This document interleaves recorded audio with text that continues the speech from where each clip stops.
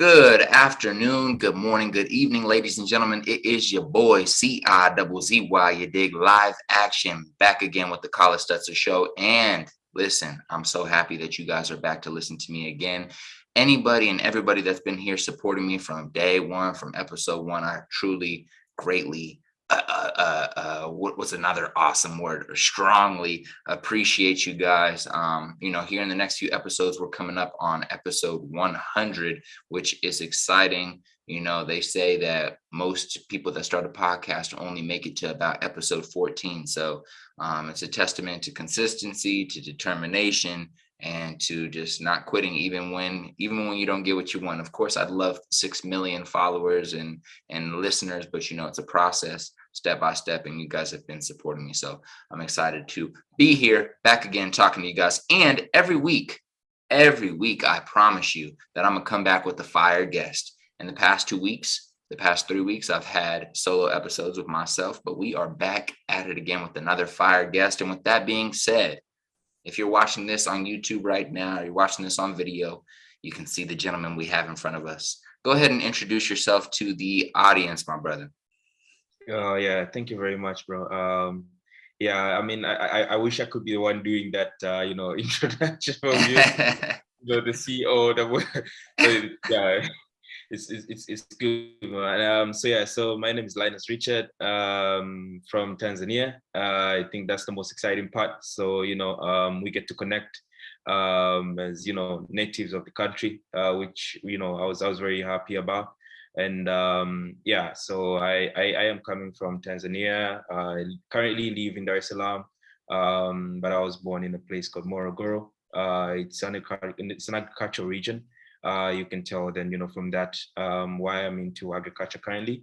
And I mean, a little bit of me as a background, is that I have a background a bit in tech, and I have majored in, food science and technology. And, with it, I have always had passion for agriculture. And with the two, I've always believed that, technology could really be, a tool to kind of like help or boost the sector up. And that is what is indeed happening, as I am currently working in the food and agriculture sector trade. And we use technology as a means to make it happen. So that's a little bit about myself.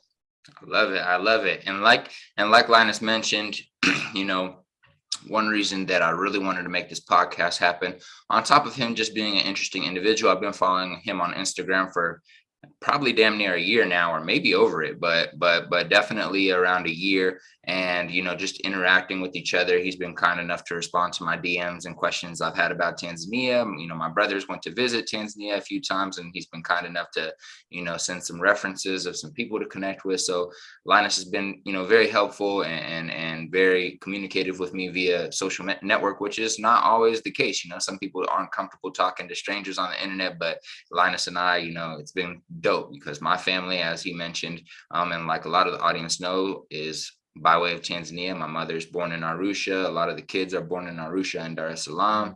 And, of course, I'm the only child that was born in America, but I'm still rooted, in the love and the culture and in the, beauty of my country in Tanzania. So I'm so happy to have this conversation.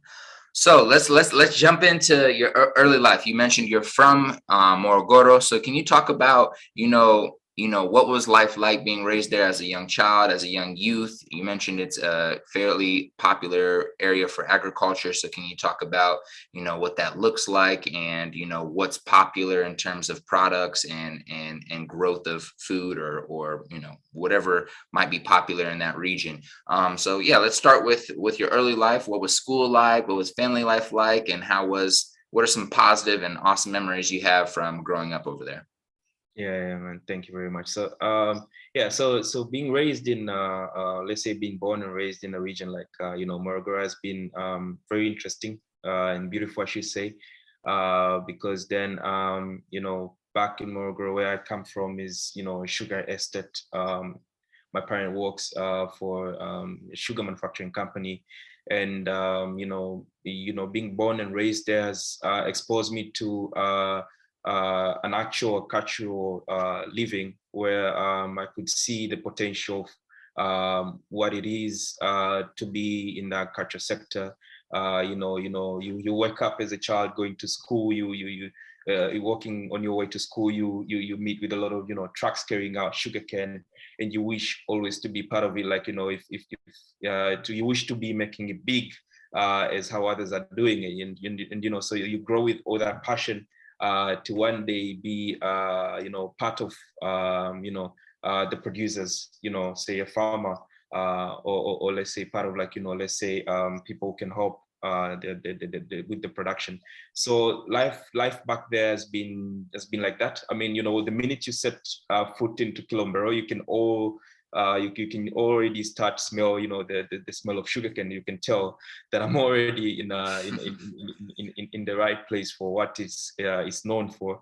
So that has been life in Kilombero. And Morogoro as a region itself is a very potential region in terms of the region itself. Most part of it is arable, and there's a lot of diversity when it comes to the weather, to kind of allow growth of various kinds of commodities.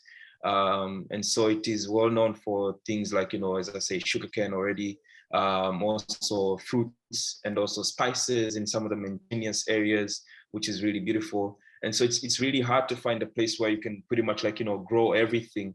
And Morogoro is one among the very few regions where a person can do so. And so, we have been lucky to be born in such places where, we've grown seeing the potential. And now I think it's time for most people, say, coming from those areas, not only those areas, let's say let's say an agricultural country like Tanzania, it's now the right time for us to kind of pull in resources to do something good for the community, because we've been born and raised, we know what the gaps are, we know where the pain points are. And I think it's now just a matter of collaborating, bringing in all sorts of said resources to do more. Love that. I love that. And that makes me think of another question around, the other thousands of children growing up in that region. Do you feel like it's common for for young kids to also be inspired to want to enter the, agriculture space or work in that industry, whether it's in production or whether it's in farming, like you mentioned? I mean, there's a whole lot of other things along the supply chain that you could enter into. So do you think that's popular for young kids or youth in that area to have that passion, or was that just a specific experience for you? Touch on that. I mean, I think it's common, and I can say this by examples, because what we have in agriculture is not only farming, a person holding a hoe and digging, planting seeds, but in a place where you have, for example, that very big sugar plantation. You could see now agriculture is a business. And I think that's how it's supposed to be viewed by everyone. So agriculture is a business. That means, you not only talk about farmers, but you're talking about people who go into mechanics to fix equipments that are used in the farming itself. You go into the information and technology.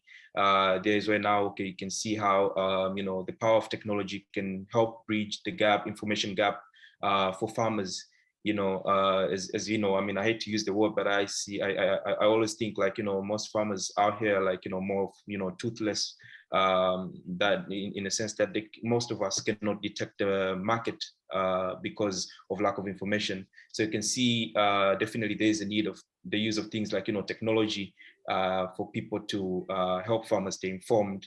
There are things like hospitals also, things are working there, insurances and everything. So in the eye of in the view of agriculture as a business, most people say, most kids have came to realize that whatever profession they might be taken can definitely be used in the agriculture sector. So I've seen a lot of people, friends, colleagues, who have gone back to work in the same fields, same areas, but just coming back with different professions that can definitely be used in the sector. So that's the situation. So it's quite common for, you know, people to have or develop passion to come back in agriculture, not only as farmers, but let's say with other professionals as well. I love that. And I want to double back and I want to stay on that topic here in a second, but I do want to rewind a little bit and talk a little bit about maybe some of your other early interests or hobbies when you were a young kid, 14, 15. Were you artist? Were you interested in drawing? Were you interested in playing soccer or tennis or a certain sport? What were some of your other interests and hobbies as a young man? Yeah, man. Good question. Good question. Yeah. So I've been jumping and hooping in a lot of things as I grew up, and I think I feel like I'm still doing so. However, I'm just concentrated on one thing right now. So in my early ages, I mean, I used to love music. I still love music. I used to be somehow try to make beats. I also used to be in technology, tried to learn how to code, and that's how I also developed, passion for technology. I mean, say passion for technology, and kind of realize the potential for it to be used somewhere else. And that has been, some of the things that I've done differently apart from what I'm currently concentrating on. So yeah, music and entertainment has been something that I've always loved as well. Love it. And, ladies and gentlemen, if you guys end up following Linus at some time, once you listen to this podcast, you'll see in his highlights, he's definitely traveled to some cool places. You see some cool coffee restaurants that he's been to, and you see different parts of Africa, Tanzania, Kenya that he's been to. He's been to a lot of shows and festivals, it seems like. So definitely seems like you're a fan of traveling, and it seems like you're a fan of experiences and music. So can you talk about some maybe big festivals that are popular in Tanzania that a lot of people like to attend, or maybe shows or experiences that people there, especially young people, like to experience when it comes to the entertainment or music industry? Oh yeah, man. I mean, in Tanzania, a good thing is with music, people pretty much consume almost everything. It's just a matter of it sounding good, and just with music, you don't really need to understand the language. Only if you have a clue, then it's game on. So there are a lot of different kind of festivals, and now we are seeing a lot of and this also depends on what's emerging in the industry. Yeah. So now, for example, we're seeing a lot of I could say mid-sized shows, or say concerts run by lounges or clubs, where they're bringing a lot of I'm a piano artist, and this was even sometimes it's even on a weekly basis. Me and my friends, I remember we used to joke around that it might reach a point where we walk into a supermarket and we meet South African artists because they come in every week. And so that's a lot of what's going on. But also in terms of large concerts, there have been big concerts thrown by large media houses, like Clouds, Clouds FM or Clouds Media Group, throwing things how's this concert called? Say like a Tigo festival thingy. They partner up with very large companies in telcos as well.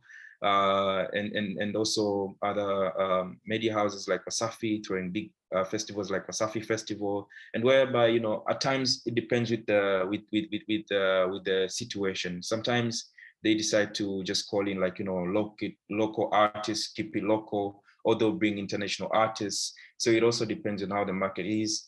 And I myself have fell very much in love with cultural concerts. Cultural music festivals, things like South Zabusara was a very good experience down in Zanzibar, where they could bring a lot of more of African artists from different countries, and it's like a 3-4 days festival there, and you get to immerse in the music itself, because all this urban or say or modern kind of music comes from that, so it's more of going back to the roots to hear what really makes up what we are currently listening to. which is very, very, very interesting. And there are like amazing talent, amazing artists that are still doing the same thing day to day. And I believe they're still contributing to what is currently being done in the modern music. So that kind of festival to me takes me back somewhere where I could really see what it, what makes music, Yeah. Love that. I love that. I know I like always say this quote about music is a ladder to the soul. And it's just like so much music, like, you know, is so beautiful and connects with us like internally for some reason, like, you know, whether it's emotionally or whether it just makes our mood and our brain just fire up with a lot of happiness and joy. And I feel like, you know, one thing I love doing before I go to work, and we're starting to see this rise, just, I mean, it's just gone crazy over the past 5 years, of course, with Afrobeats. And like, you know, I'm always listening to just random Afrobeat artists in the morning before work just to get my vibe up, just because there's something about the music that really, you know, gets you going, makes you feel happy, makes you want to dance, makes you want to vibe. And especially if I go back to listen to, you know, like old Ali Kiba, you know, it really like brings back this feeling of like, yeah, I'm African. Yeah, I come from Tanzania. It's like it's a thing that really connects me to, you know, back home. So I really love and am grateful for music. And to stay on the topic of music, you know, I believe that the way that I came in contact with your Instagram channel somehow, some way, was through Tuma, who I believe is the director of music or Afrobeats music. I believe it's just music at YouTube, or was. Yeah, well, I should say was the director of urban music at YouTube. Yeah, very generous person. Shout out to him. And yeah, I think currently moved on to Black YouTube. Yep. That yeah, I'm not very fully aware of it right now. But yeah. Yeah. So I wanted to bring up, like, there was an event that he attended that you happened to be at in Dar. And just because I'm pretty sure that's the way I came in contact with you, can you talk about that experience and what was going on there, and then talk a little bit about you know, I want to transition into kind of like innovation and entrepreneurship in the startup space in Dar-Es-Salaam. So yeah, let's start there. So what exactly was that event? I know that was over like a year and a half, 2 years ago, but talk about that event and, you know, how you ended up there. And yeah. So as I said again, like, you know, passion for music, you know, and, you know, the power of social media, we stay connected. You know, if even if you can talk to someone, yet you can still follow, see what they're doing, you know, learn from them and everything. And Tuma has been very inspirational. Also said it, like, you know, calling him, you know, a guru is even an understatement, and for him. And he was down in Zanzibar for a honeymoon, I remember, and it was through a simple, you know, chat via Instagram DM, and you know, to knowing how much it could be sharing, you know, and laying at our, you know, stakeholders to as knowledge. Was what made me you know, reach out. And a good thing is, shout out to people like, you know, John Zabusha, who runs Hub 255. He was ready to kind of like, you know, hoop in to also support, to bring him on board, even for a few hours, you know, for him to kind of like, you know, meet the stakeholders, share a little bit of what he sees could be potential for us as well. And yeah, we organized a fireside chat with Hub 255, and called out any kind of like, you know, all stakeholders in the music industry. And there was a lot shared by then. And with Tuma, it was more of letting us know, you know, the opportunity that is there for the African market, especially for countries like Tanzania, for example. I would say, because, for example, for us, you know, most people in the country have access to internet, and it's easy, and it is indeed a platform where people can share the music currently, and it's easy, you know, comparing to how people used to use things like, you know, Walkmans and CDs back then. And so that poses a huge opportunity for African artists, you know, artists in Tanzania, to tap into or to easily connect into the market and sell their music, and that was really good and important from him. Yeah. I love it. I love it. And so I noticed that, you know, in one of the highlights you shared from that visit, you were pointing out, you know, what you called Silicon Dar. So can you talk a little bit about that? Not too many people, you know, Nigeria is a very popular country here in America that people hear a lot about, and you know, everyone knows Lagos now, at least in the Black community, just because they're studying up on Afro beats. But a lot of people are familiar with Mount Kilimanjaro, and that's pretty much it with Tanzania. So that's one of the reasons I also wanted to have you on, to just kind of discuss some of the cool stuff that's going on in Tanzania, and especially, you know, to make it a little bit easier for people to understand some of the bigger cities. So in Dar-Es-Salaam, can you talk about, you know, the innovation and the space of startups and in that area that you called Silicon Dar, and what's going on? Is there any cool businesses that have caught your eye over the past year? And yeah, just share a little bit about that. Yeah, man. So I was actually on the video, I was pointing out to show him what is so-called, you know, Silicon Dar, and it's more of a strip along you know, that Makumbusho Road, for example. I believe you know about it. So most of startups, it just happened, you know, like naturally. I think most of the startups are, you know, positioned within that area. And it happened to be a place where, you know, when you think of, you know, innovation hubs, when you think of telecommunication companies, you think of the area.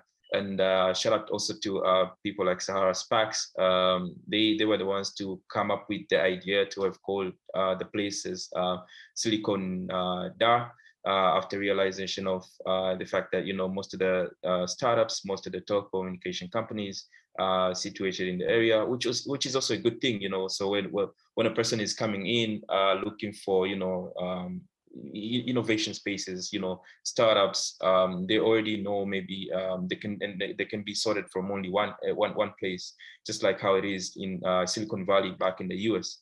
You know, so that's a bit about the place.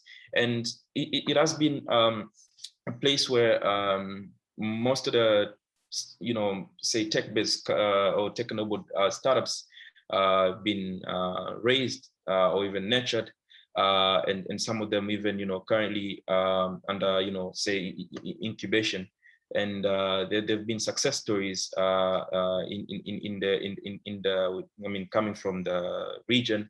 However, we still need to do more. To be honest, we still need to do more in terms of collaborating. And this is the thing, right? Africa, I mean, say Africa in general, or say Tanzania itself, is not even emerging. You know, so the market is actually ready, and all we need is, as I said before, like, you know, collaboration for people to come, let's say for emerging market investors come in and invest. We need people to come in and build platforms for people to invest in, you know. So, you know, the world now is changing. You know, people are looking for alternatives of banks, and, you know, that could be, you know, say startups or, you know, businesses that people could invest in and see the returns with, you know, a little bit of more better interest or margin. And that could happen in Africa as the markets are ready. It's just a matter of like people coming in to build platforms to make things happen. And with these platforms, it's not only platforms for people to come just, you know, say invest in, but it should also be platforms to also, you know, train, or let's say nurture the actual players. You know, so if it's a solution to a certain market, then let's make sure that that market is really fully aware or educated about, let's say, the solution that you're bringing to them. And that is a call to, like, you know, everybody out there that, you know, it's time that now we pull up collaborations for people to, you know, come and invest in Africa and do more. I love what you said there, because I think one thing that a lot of people, at least stateside, I know it's different for, it might be different for people, back home, but I know a lot of, African stateside are always concerned about, um, outside resources coming in from other countries, especially from, the Western Hemisphere, coming in and investing in Africa or investing in these countries, but not really being,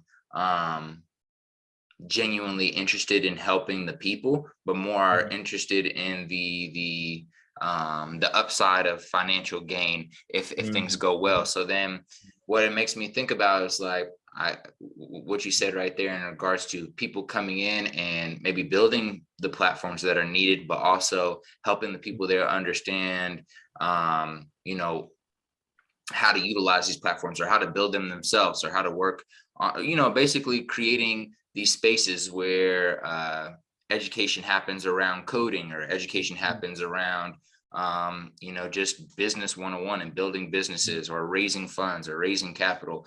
And do you feel like that's happening yet in regards to like communities being built solely around helping young entrepreneurs start their businesses up? Like, for example, there's a lot of businesses here or companies or organizations here.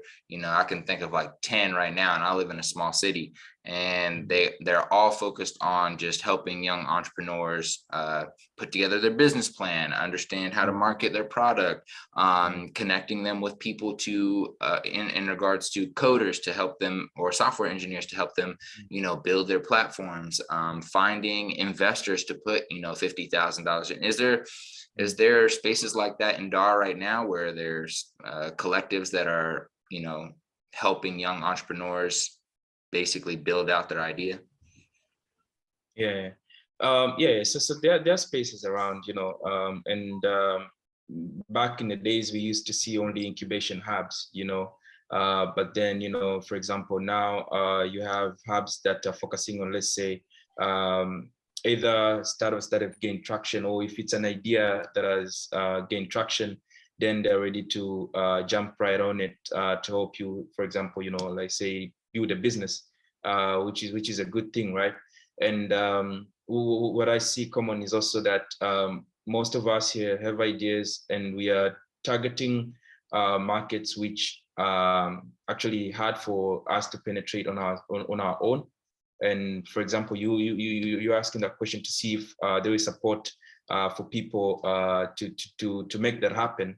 And yes, there is support, but we still need to have what I could say, the right support in terms of the expertise, especially, and also the technology, or say the tools for people to make it happen.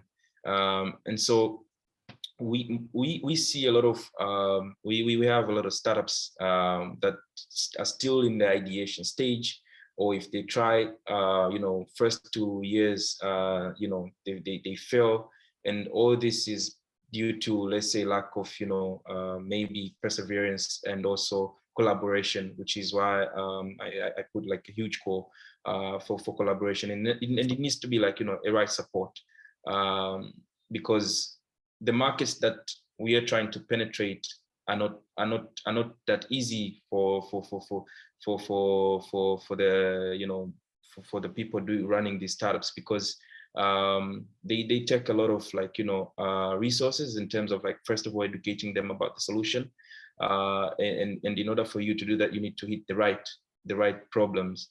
So there are people doing it, and huge shout out to that, because there are people who are training people to become investor ready startups, and with that, then people tend to turn into be more risk takers to start doing things and go for investment. And yes, they lock down investments and they do things, but still we still need more support on that.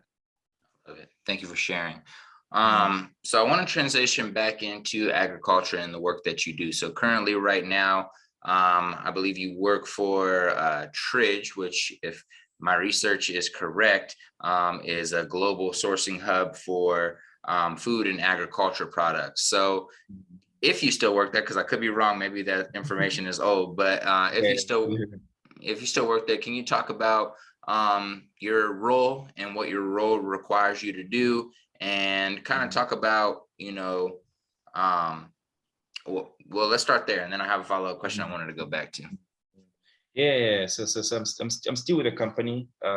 Which is I feel like I'm part of a global team trying to revolutionize food and agricultural trades, and we actually we are doing it at a very good pace, and it's result it's what should I say? I mean, I think it's very successful up to this moment. And my role there is more of like, engagement. However, as you know, it's a startup, so you find yourself doing more than what you're there for. So with the startup, for example, we could be doing research, we could also be doing trades, we could be doing sales, and all that is in alignment with the company's goals and vision, which is also a very good part, because then we get our hands on different sort of things to build experience, especially for me, who was lucky to even join the company right after I finished my degree. And to go back on, let's say, what it mainly deals with, so yes, food and agricultural hub, but as I said, so it's a startup that connects, or say promote trust in trading by connecting only verified suppliers and buyers. And we are mainly also focusing on intelligence by doing research, either it's dynamic or static, to help the suppliers and buyers stay informed. And so far, when the company started, was mainly focusing on the connection service. So suppliers and buyers could be there, they could trade and stuff like that. And it was, they could come from a pool of verified parties, and that was the add-on by then.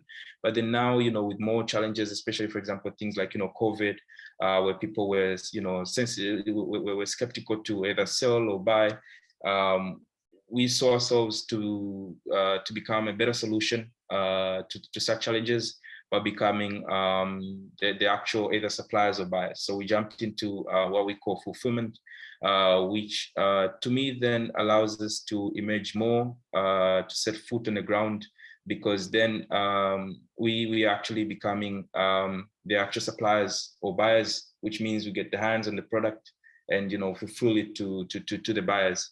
And in this model, it allows us to kind of hedge the risk, especially, for example, for the suppliers, which are payment risks, and for buyers, which are quality risks. So we find ourselves, going out there, looking for commodities ourselves, buying them, and then, supplying to suppliers. And it's mainly import-export business. So it's an international trade hub, which also allows you to realize, to come across different cultures, the dynamics, and how, because international trade is not common everywhere, because every product, every market has its own characteristics. So it's a very good place where we could build experience around how we could be dealing with different kind of markets, and then build a better solution.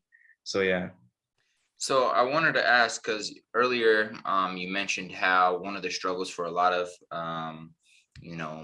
farmers is the lack of information and understanding around just the market, because whether it's a lack of technology, whether it's a lack of access to the information, probably due to technology. Can you talk about how you guys are finding suppliers, or how you guys are approaching suppliers? So I assume suppliers means a lot of times farmers, like the owner of a farm, the sales, or somebody who's manufacturing these products. So with a lot of and I could be wrong, but from my understanding, with a lot of things in just Africa in general, but being a little bit more old school and kind of approaching technology little by little, and starting to adopt into like the new world of like technology, right? Yeah. How do you guys approach these farmers? Like, what's the conversation like? How are you guys educating and informing them and getting them to agree to work with you guys, if that makes sense? Yeah, good question, of course. ideally, speaking of suppliers, is supposed to be farmers. But then speaking of, let's say, things like international trades, then we were looking into things like volumes, right? And sad truth is that most of farmers out here, people can produce in small quantities, and then they have to be consolidated. So in the value chain, if you look at it, then we are looking at, in this case, dealing with a person who could consolidate that produce from different farmers. And then that would actually now, where the title becoming the supplier. And most of these are, traders. However, the solution is solved. The main goal is to, at the end of the day, get connected to the farmer. And there's where now there is we need work around it, like to look at how farmers can be helped. Why aren't they producing more to become the actual sellers and get directly connected to the market? And there's where now we meet challenges, things like lack of information, and then what are we supposed to do about that? Because like this is a vivid example, right? There was a commodity, I would like not to disclose right now, but there was a commodity that we were dealing with just recently. And surprisingly enough, most of the farmers failed to sell at good prices or accept good prices just because they never, because of course, yes, they're producing for the international market, and they didn't know what affects the price of the commodity at the international market. And these farmers have to sell to intermediaries such as traders, or let's say large buyers who can now sell to the international markets. And so they depend on them. The traders do happen to know what is happening to the market and know how to get flexible with the prices. And sad enough, they are the ones who are proposing or dictating the market now, saying, if you're selling product X, we have to buy it at this price. And if you don't sell, then, you don't have a market, you stay with it, it gets perished. And, the only option you have is to sell, even at a lower price. And the challenge there was the information gap, and even forecasting. So farmers are not able to forecast what is, what is coming ahead of, the selling season, for example. And that leaves them in a very huge problem of having to sell at a very low price, and failing to make profit, failing to grow and scale up more to produce more.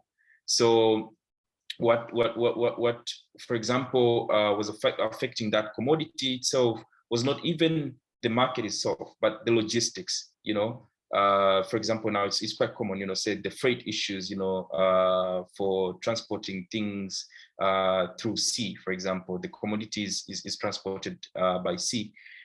There's a huge scarcity of containers, since COVID, things have not been the same. The freight rates are high. Then that pushes the price of the commodity down for these businesses or say traders to kind of like still get a margin on the commodity. Farmers are not aware about this. All they're expecting is to be selling at a normal price. And what they meet in the market when they start selling is a surprise, and they fail to get the margins that they expected. So we are trying our best by first of all collecting information. As I said, part of our solution is intelligence, and still with our means of delivery. We are a tech-based company. We're delivering it through an internet, a website platform. Hopefully soon we could be doing it through an app. But then still, even with our means of delivery for farmers in places like Africa, it's hard for them to get that information. So it's still left out to, let's say, businessmen, or say traders, to consume it and make informed decisions. So there is still a lot of work needed, as I said, for farmers to be equipped with the right resources, such as information, for them to be making informed decisions to produce more. And not only information, but also things like technology, technology on how to cultivate and produce more produce, how to handle it, let's say, as a post-harvest activity, or even what to produce as the markets are changing right now. is quite crucial. But still, we own that route, trying to make it trying to deliver the solution to the actual supplier, so-called the farmer. Yeah. That's extremely interesting. I have no idea about this space. So really all that was, I was like, oh, wow, this is very interesting. But just to kind of run it back. So like essentially as of right now, the farmer creates the product or the commodity, right? They're the one who grows it, whatever it is. Let's make it up. So imagine it's coffee beans. So they grow the coffee beans. Now they have it, but due to the fact that they're not aware about the market changes and what the actual price is to be able to make a margin on it, or how things are changing in the market and the different issues because due to a lack of information. Now they're forced to, bigger companies, like I think you said traders, they consolidate all these farmers who, have a lack of information. So they go to these farmers and they're like, hey, we'll buy your product. And then, so they go to all these places, they buy the product, and then the trader then sells it to, to whoever's looking to obviously buy it internationally or in another country, right? Is that correct? Am I getting that? Exactly. Okay. And so in this situation, at least right now, farmers are really, it sounds like they're taking a loss because they're not able to get the information needed to be able to sell directly to the consumer.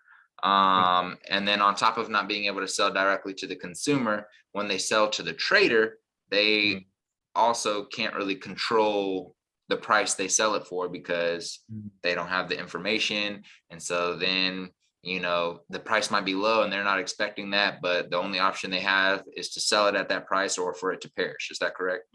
Correct.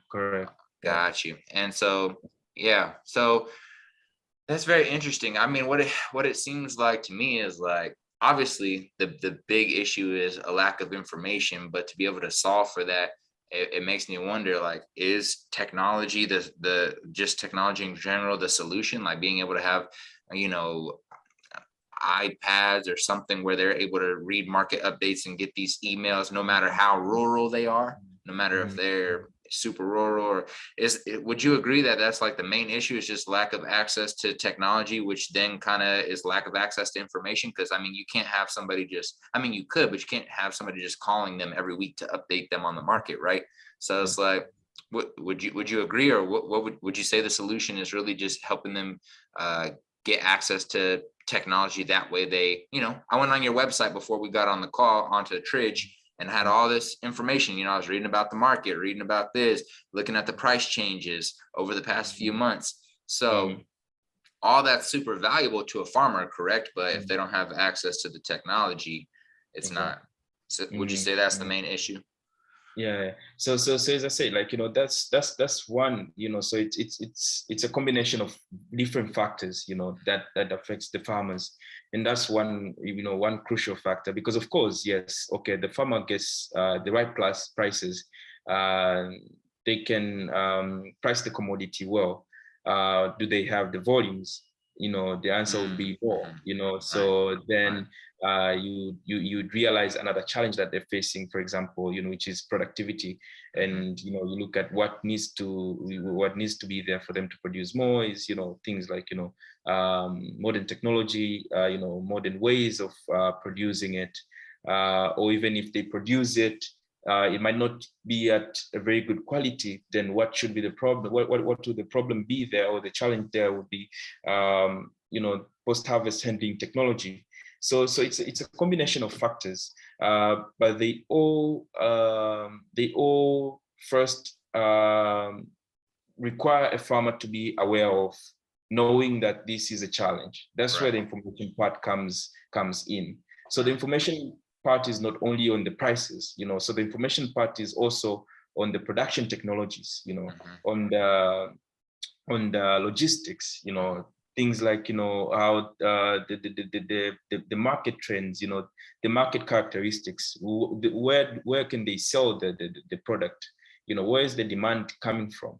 That's it. Because then you cannot be having a farmer who's producing a product that currently doesn't have a demand in the market.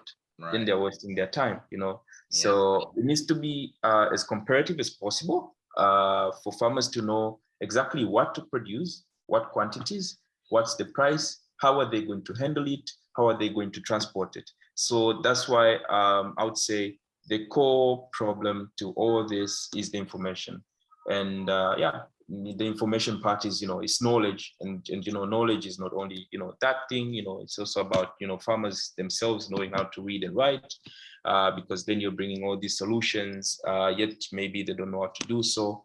And it's all that. And also another thing which is also quite crucial for farmers, for example, if you speak of productivity, you might see things like, the financial stability or financial state of these farmers.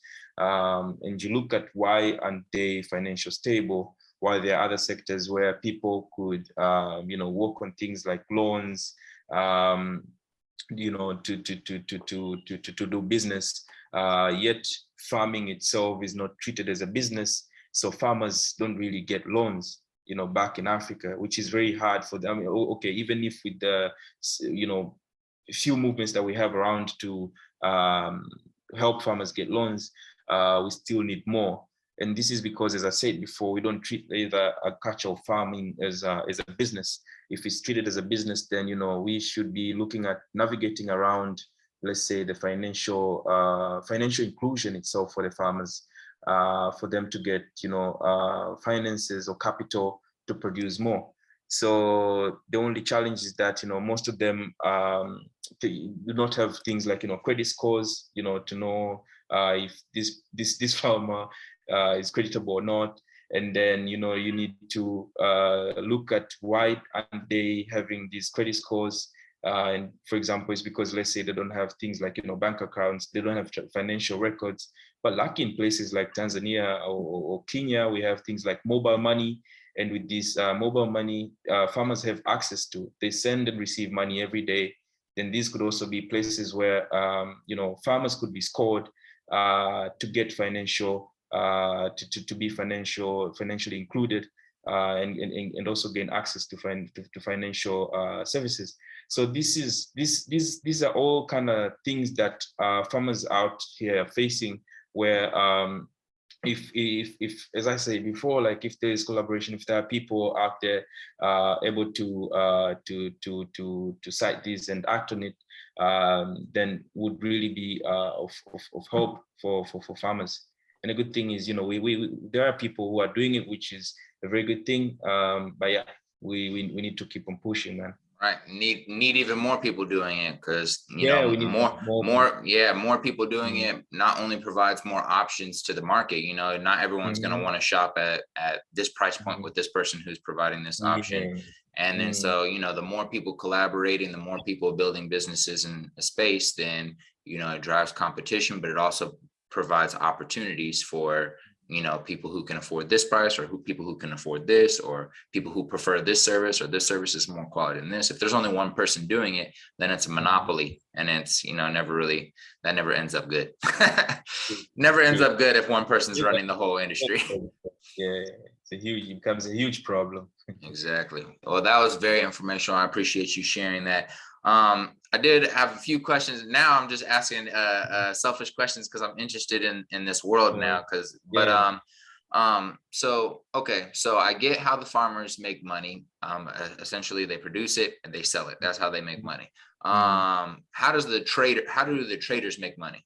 Like people who consolidate the farm, and then they buy from the farmers and then they sell international. How exactly do they make money? Do they make money on the margins in between how much they buy from the farmer and then try to sell it for higher to, whoever's purchasing from out of the country? Is that essentially their main way to make money? Yeah. I mean, so just as I say, like, it's farming or culture as a business is just a business, just like elsewhere, where a person could add a margin, do the costing of the product, and say put a markup or add a margin and sell it, knowing that it would sell. That's also how a trader in agriculture would do it. So, buy commodity at a price X, knowing what the price could be at the end market. And, if it's commercially viable, then, they go for it. And this is the beauty of Africa. As you know, 60% of the world's arable land is in Africa. Yet we're not utilizing a huge portion of it. And I'll tell you what, with the company, for example, that I work for, it's from South Korea, right? And then they're dealing with different sorts of markets, Africa being one of them. And we've been able to prove that, business, business in agriculture in Africa is commercially viable. And that shows how much potential we have to produce more for these markets. Only that, as I said, we need to be knowing to produce the right product. We need to be knowing to produce at the right, price or costing for us to be able to gain from it. So traders do the same thing. And if you see a lot of traders somewhere, then already there's business there. And if there's something they're getting off the farmers or the suppliers, then they were supposed to be the right people to be directly connected to the market. Yeah. One thing I'm really getting from this conversation, though, is information is invaluable. Information is everything. Knowledge is power. One thing that one of my favorite motivational speakers, Eric Thomas, said is, knowledge is money. He said, you're a walking ATM machine. Everything you have up here is the reason you can make money. So he was talking about, I could lose all my money tomorrow. I'm not scared because I'll make it back in the next year because I know what I need to do. And I feel like it's the same thing. It's like, okay, if something happens for a farmer and their crops all go bad, just as long as they have the information and the technology that informs them on, how to farm better, or what products they should need to put out there, or what type of chemicals they need to take away from how they're farming, or whatever it needs, just as long as they have that information. They may have lost all their crops that year and took an L, but they can come back and make that money back, the next year if they have the information. But the problem is they don't have the information. So that's powerful. I have a few more questions about Tridge, and then I'll ask you one or two wrap-up questions, and then we'll have to do a part 2, because now after this conversation, I was like, wait, I'm interested in the agriculture business. Now we got to talk more about it, but we also got to talk more about entertainment, but we also got to talk more about you. So we'll definitely have to do a part 2. But so I did want to ask, how exactly do you mind explaining the business model for Tridge? Like, how do you guys make money? How does the company make money there? Because I know when I got on the website, I didn't have to pay to look at the information. I mean, there was some locked information, I believe, but yeah, how exactly does the company make money? So I should say it's a very robust platform, right? So it's a product and with various products within it. And from the solution itself of being a transaction bridge, the fulfillment is the fulfillment model, where we become the actual suppliers, we become the actual buyers, and the end goal of it at the end of the day is, for example, as you said, with enough information, with enough resources, then who knows, we might be the ones who are actually producing in huge quantities and selling it ourselves, or we might be able to tap into very large farmers, of which is already happening, because Tridge is not only working on an emerging markets such as Africa, but is also working on other countries. So it's present in over 40 countries. So we're looking at, in places like Mexico, avocado farmers, there we're lucky, that a producer is actually the seller. So it's a perfect solution. And there is, based on, let's say, the connection service, then there could be a little bit of a margin for the company as a solution, because then the beauty of it is that, look at it as for example, as you see a lot of information, look at it as a Bloomberg for agriculture, right? Where you walk in, what's the price of tomatoes in Ethiopia today, oranges in Egypt now, and also look at it as buyer targeting tool for sellers, for example, because then with it, sorry, you there? Yeah, I can hear you. Are you your service was going a little bit. Can you hear me? Yeah. So I can hear you. Perfect. Go ahead. Yeah. So look at it, for example, is a bargaining tool, because then with technology, with Tridge, for example, a buyer comes in, selects a product, for example, they select pineapples, and as they do so, they look at the specifications, so they look at what are the specifications of pineapples, what's the price of pineapples, what are the producing regions of pineapples, so they find, let's say, for example, Kenya, and they place an order. With that alone, you're in a pool of potential buyers, and you're already a potential target for some of the sellers who would like to sell pineapples. For example, if you're coming from Egypt, then to buyers who are coming from Egypt. So with it, there's a pool of a lot of potential buyers at the sellers' disposals, where people can easily target these buyers, by launching out, offers, and they can do it proactively instead of waiting for buyers to come to come to them. And not only that, it becomes more of like, so it's a huge algorithm that goes into, understanding what you like, what you're interested in. As I said, all that, for example, all your interaction is being collected, and we get to know exactly what you like, and it becomes at your disposal. So there's where I could say the money is, man. So the money is in the information, knowing what a person needs, what a person wants, analyzing it and delivering them what they like. Just like on Instagram or Facebook, where you scroll down, you like checking tacos, Mexican tacos, then all the ads would be Mexican tacos, or Collins is merchandise and stuff. So that's it. So it's typical.